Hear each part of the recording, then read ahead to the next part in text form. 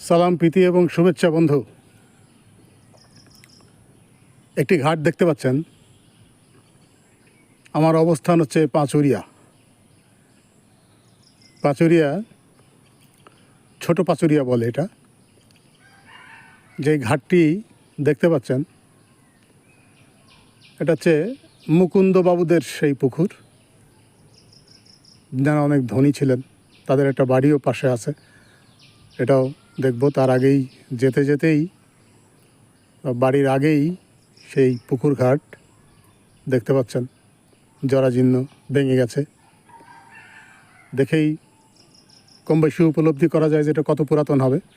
আরেকটি ঘাট দেখুন, এখানে আরেকটি ঘাটের একটা অংশ, ঘাট ঠিক না, ঘাটের অংশ পড়ে আছে এখানে। রাজবাড়ী জেলায় বহু আগে থেকেই রাজা এবং জমিদারদের বসবাস ছিল। তার মধ্যে রাজা সূর্যকুমার অন্যতম। আমরা রাজা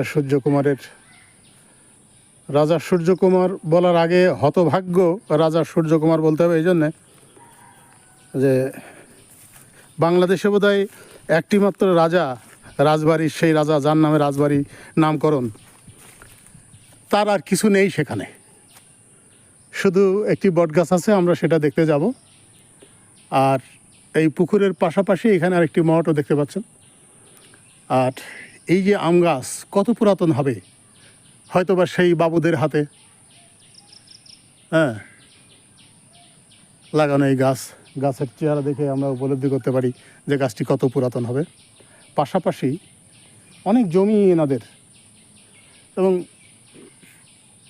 সুন্দরবনের মতো বন, যেদিকে তাকাবেন শুধু গাছ, বন,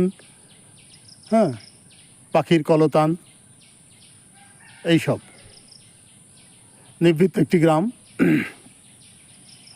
দেখলেই বুঝবেন। আশপাশে তেমন কোনো মানুষও নেই।